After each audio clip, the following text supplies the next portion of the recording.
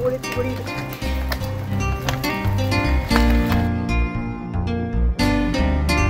Un petit peloton de cyclistes dans la campagne drômoise. Le coureur de tête porte fièrement le maillot de la célèbre équipe Belfort Sauvage le Jeune.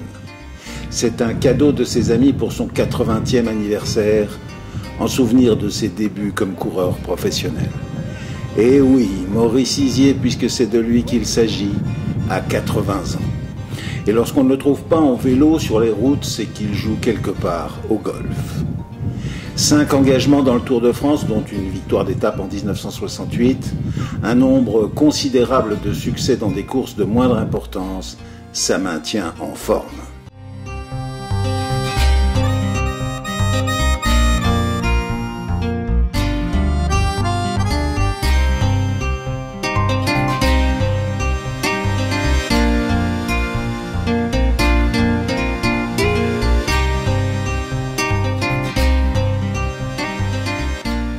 Voici donc le reste de quelques souvenirs.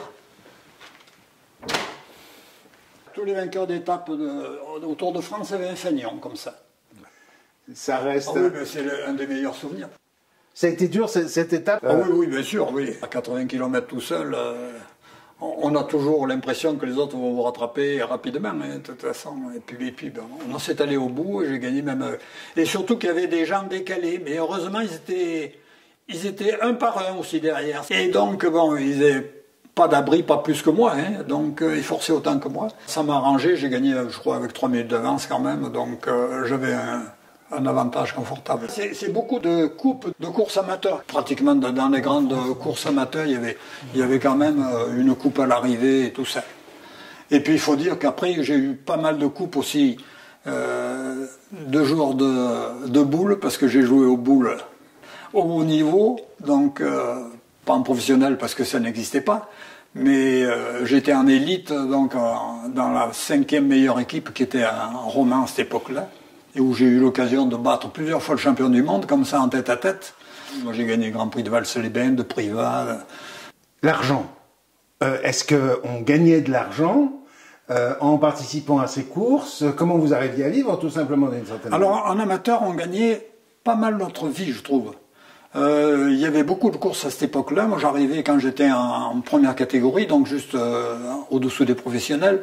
J'arrivais à courir 2-3 fois par semaine. Il y avait beaucoup de courses dans le sud et où il y avait quand même des primes de 100 000 francs. Enfin, c'était des francs à ce moment-là, mais c'était quand même de l'argent et on arrivait à vivre comme ça, quoi. Chez les professionnels, après, on était payé mensuellement, comme les professionnels maintenant, à un niveau nettement plus bas. Mais enfin, bon, au niveau d'un ingénieur, peut-être maintenant, quoi. Mais bon, ça n'avait rien à voir avec maintenant. Hein. Et au fond, vous avez... Et puis on avait les frais de déplacement, on avait quand même tout à nos frais, nous. Maintenant, on va aller chercher, ou ils prennent l'avion, ou... Enfin, bon, nous, on se déplaçait en voiture, et souvent seul. Donc ça faisait quand même des frais de déplacement. Hein. Vous êtes dans une forme éblouissante. Vous avez toujours été en bonne santé? Oui, j'ai jamais été malade de ma vie. Et... Bon, je sais pas, j'ai toujours fait du sport toute ma vie. Hein. Même quand je faisais plus de compétition, je faisais autre chose.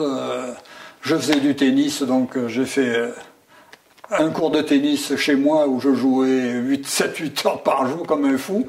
Et où là, j'ai commencé à avoir mal au genou, donc j'ai tout arrêté. Après, je me suis mis au golf, donc, et je continue à jouer au golf. Donc je fais golf 2 fois par semaine, vélo 3 fois, donc la semaine est bâclée. Voilà.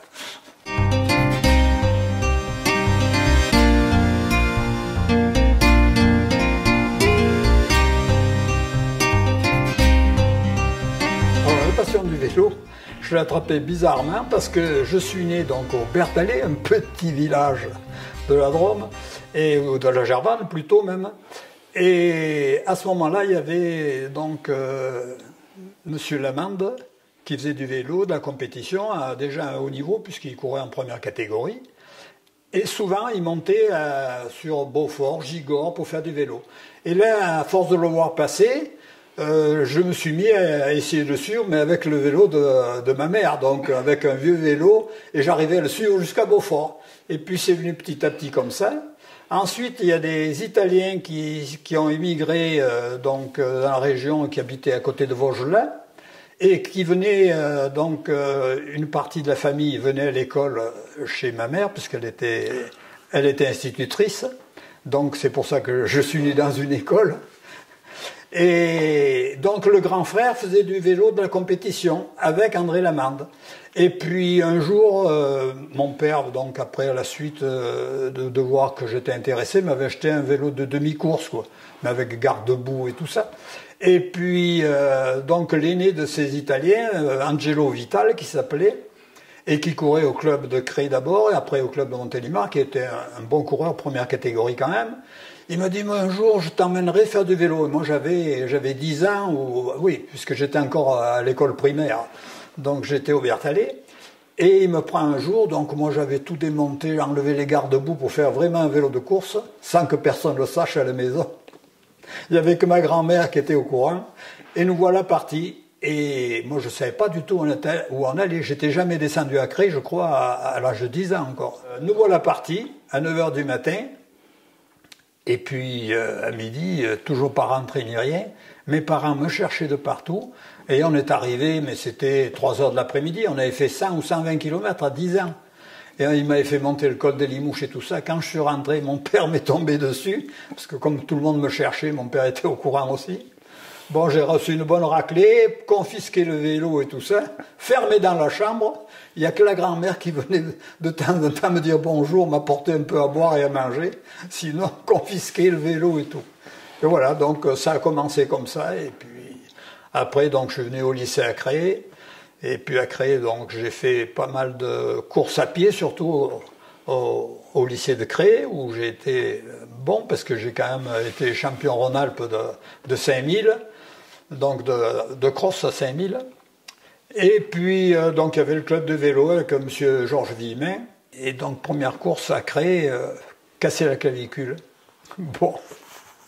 Et puis, bon, donc la saison était foutue parce que là, il me faisait courir, mais j'avais même pas le droit de courir avec les cadets. J'étais minime, j'avais 14 ans. Donc, après, avec l'âge, j'ai couru en cadet, donc j'ai gagné pas mal de courses en cadet.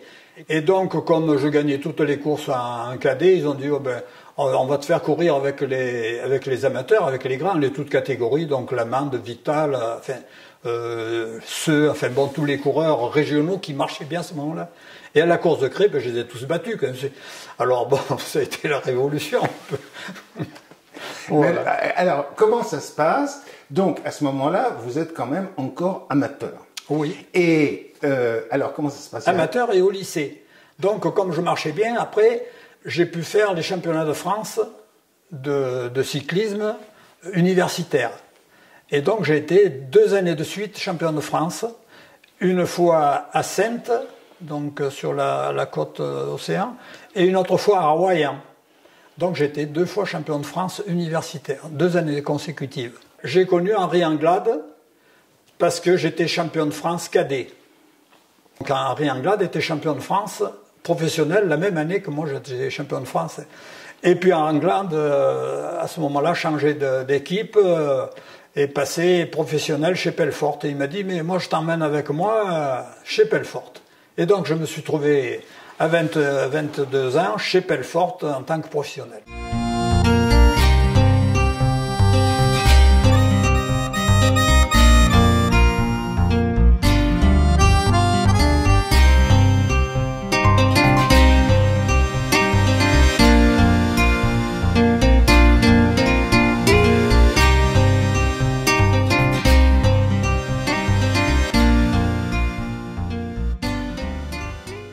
Une équipe dont vous étiez membre, c'était combien de personnes? On était peu quand même. Hein.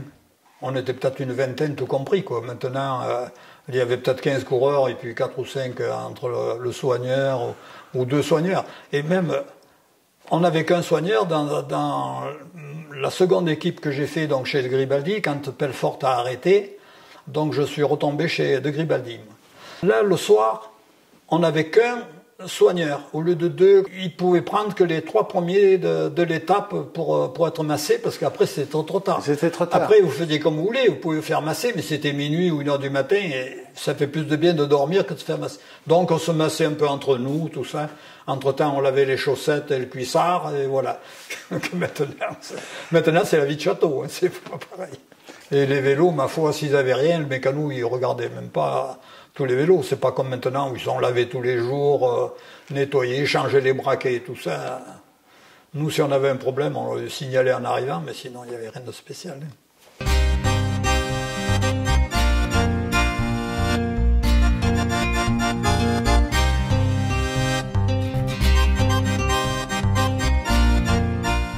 En cas de crevaison, on s'attendait quand même, le groupe, enfin il y en avait 2 ou 3 qui attendaient, mais sinon, bon, il fallait attendre la voiture suiveuse et voilà.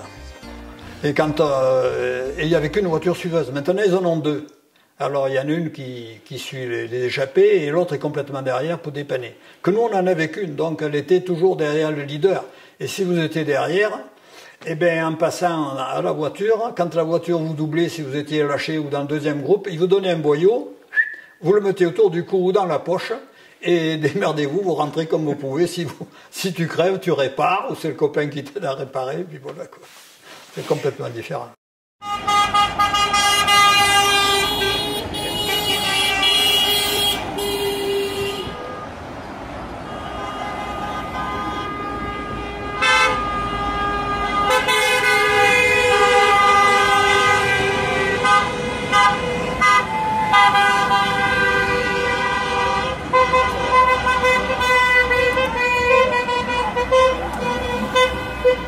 Fin de l'étape tous les jours. Bien sûr. C'était comment? C'était des palaces ou c'était des... Ah non, c'était pas des palaces et on vivait souvent en communauté avec d'autres équipes. Hein. C'était pas comme maintenant où chacun a son car et puis après son hôtel particulier et tout ça. Et donc c'est vrai que le soir, nous on se baladait dans les rues pour aller digérer. Maintenant c'est interdit de sortir. Hein. Il faut boire ça, il faut manger ça et pas faire autre chose. Hein. Et donc, et à l'arrivée des courses, ben, c'était tout simple. Moi, je me rappelle, une étape, donc on arrivait à Fontainebleau, c'était Clermont-Ferrand-Fontainebleau, il y avait quand même 360 km. Maintenant, si on leur propose ça, il n'y en a pas un qui veut partir, hein, ça c'est sûr. Hein. Quand on en fait 180 ou 200, c'est maxi. 360, c'était quelque chose. Et à l'arrivée, le directeur sportif avait la voiture suiveuse, il vous donnait la valise que vous mettez sur le cadre, avec l'affiche où vous avez le nom de l'hôtel, et puis débrouillez-vous. Et comme on arrivait souvent un peu en dehors des villes, on se tapait 4 kilomètres dans les rues à demander, vous savez où est cet hôtel, Voilà comment on vivait à cette époque-là. Mais bon, c'est des souvenirs qu'ils n'auront pas maintenant. Hein. Maintenant, c'est tout cloisonné. Vous couchiez tout seul ou bien vous... Non, on était par chambre de 2. Oui, j'étais souvent avec Georges Grossard. Comme coureur.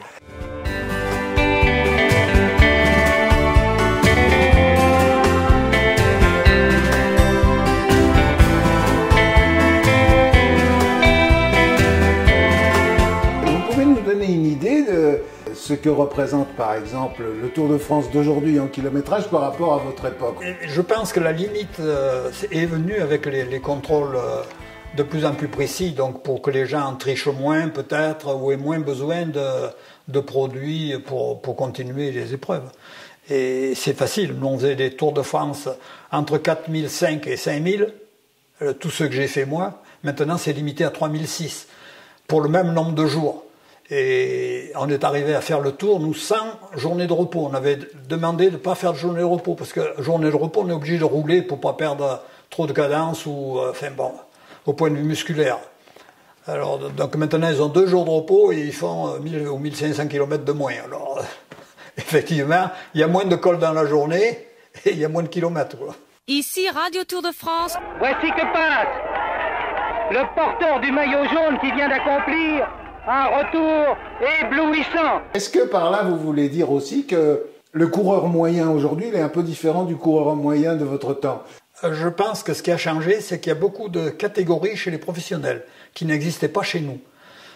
Chez nous, où tu étais amateur ou tu étais professionnel. Maintenant, il y a des néo-pros, il y a 2 ou 3 catégories différentes.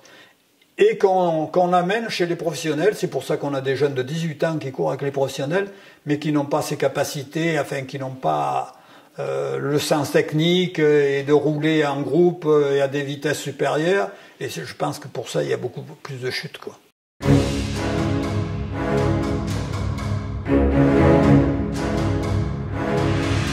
Le 13 juillet 1967, le coureur britannique Tom Simpson meurt dans l'étape du Ventoux courue par une chaleur accablante. L'immense renommée de ce jeune champion, alors 7e au classement général, donne à l'événement un retentissement considérable. La mort de Tom Simpson, quel souvenir? La veille, enfin l'avant-veille, on arrivait à Digne déjà, une étape où il faisait très très chaud. Et moi, avec un collègue de mon équipe, je ne me rappelle plus, on n'avait plus que 9 de tension à l'arrivée, dû sûrement à la chaleur, déshydratation ou je sais pas. Et donc, bon, on était quand même soignés et tout, réhydratés. Et le lendemain, bon, ça allait. Et on arrivait à Marseille. Et le soir, donc, de l'étape Marseille, bon, comme d'habitude, après le repas, on allait digérer, on nous laissait tranquille. Hein, il fallait pas se coucher après 11h ou minuit, quoi, mais bon. Et on se trouve avec Tom Simpson. Et on était sur les quais de Marseille, là-bas, à rigoler avec les dames qui se promenaient, enfin bon, des bêtises comme d'habitude. Et malheureusement, Tom Simpson, le lendemain, on arrivait au sommet du Ventoux. Non, on n'arrivait pas au sommet du Ventoux, je crois qu'on arrivait à Bolène, on montait le Ventoux, on redescendait de l'autre côté. Et bon, dans cette étape-là, il a dû faire un peu comme nous, une baisse de tension, ou je sais pas, ou alors des produits, bon, qu'on ne saura pas après. Et donc j'étais pas très loin devant lui, et quand je l'ai vu tomber, je me demandais ce qui se passait, mais bon, on peut tomber de manque d'équilibre, ou une crevaison, ou n'importe. Hein. Et c'est le soir, à l'arrivée, qu'on a su que donc Simpson était décédé, quoi.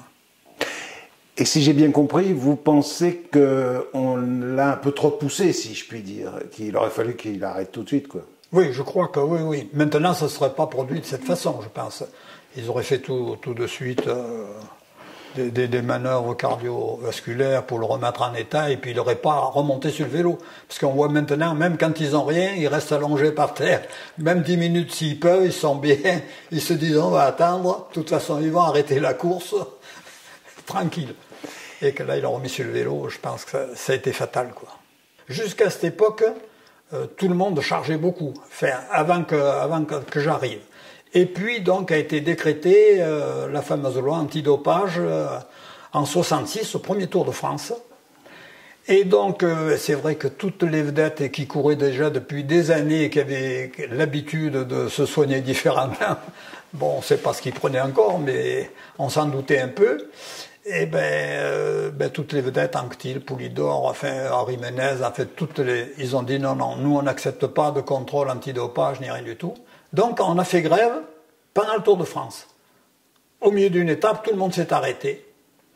Et donc, pour manifester, personne ne voulait le contrôle antidopage. Et donc ça a duré 10 minutes, un quart d'heure, et puis il y avait notre ami Agostino, donc qui était un bon coureur, qui était foutu le camp, lui. Il ne s'était pas arrêté. Et au bout d'un moment, les autres, ils ont dit, mais attends, c'est qui va gagner l'étape? Là, c'est foutu, il faut quand même repartir, quoi. On discutera plus tard. Et donc, c'est parti comme ça. Et donc, après, bon, il y a eu des contrôles, mais c'était n'importe quoi, quoi. Des gars avec des poires avec de l'urine de la veille ou de l'avant-veille ou d'un copain. Il y en a même qui ont vu que leur femme était enceinte, quoi, parce qu'il a fait pisser sa femme. Alors ça, c'est pas terrible, quoi. C'est là qu'il y a eu beaucoup de doutes. Et après, donc, ça s'est modifié énormément.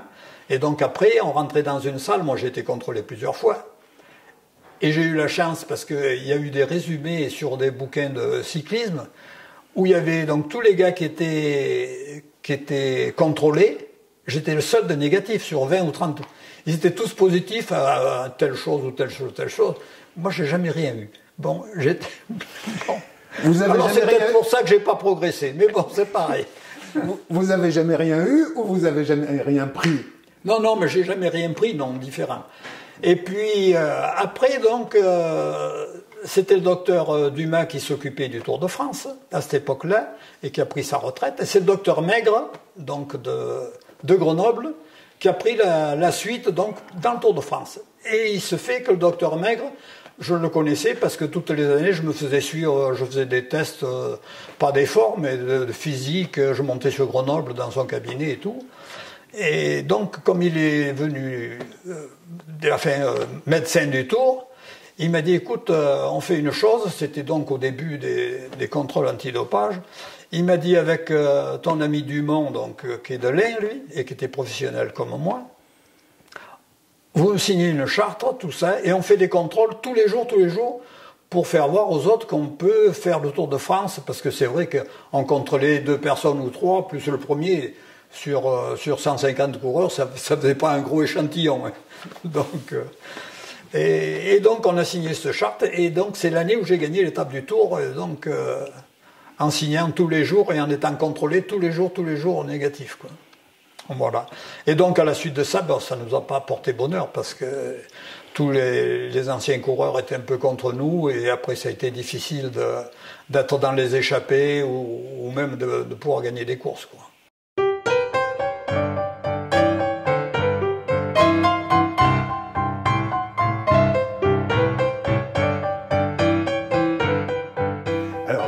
Racontez-moi, Anctil, Poulidor, c'était quoi vos rapports avec ces grosses vedettes? Alors, en course, pas beaucoup de rapports parce que Anctil aimait bien courir complètement derrière. Il avait toujours peur dans le peloton, ça frottait un peu et tout ça. Il était toujours derrière, quand il passait devant, il lâchait tout le monde, on n'en parlait plus. Il savait que contre la montre, dans les courses à l'étape, il mettait tout le monde un peu loin. Donc il savait qu'il gagnait les courses quand il en avait envie.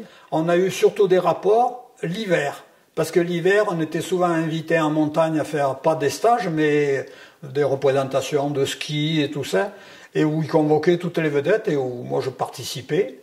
Et donc là, on parlait de vélo, on parlait de chasse, on parlait de tout ce qu'on faisait en dehors du vélo aussi. Donc c'était vraiment sympa, quoi. Et justement, ces grandes figures, c'était des types sympathiques ou bien est-ce qu'ils roulaient un peu les mécaniques? Ah non, ils roulaient pas du tout les mécaniques. Hein. C'est ce qui m'a étonné. Ils parlaient jamais de leurs exploits ni de rien du tout. On parlait de tout, mais jamais de leurs courses et tout ça. C'était... Ouais.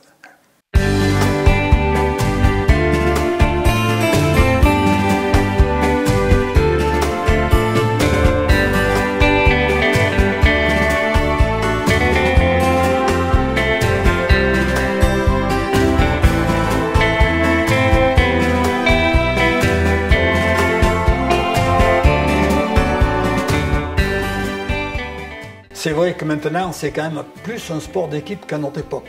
À notre époque, on se disait pas au départ, tu es grégario, tu vas faire les 100 premiers kilomètres ou rouler quand on te le dit et tout ça, parce qu'on n'avait pas d'écouteurs non plus, donc on n'avait pas de contact avec les directeurs sportifs.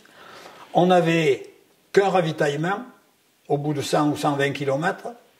Et après, si on avait soif, on s'arrêtait au bistrot ou une fontaine, ou voilà. Que maintenant, ils sont servis, ils prennent un bidon tous les 10 km, ça paraît énorme.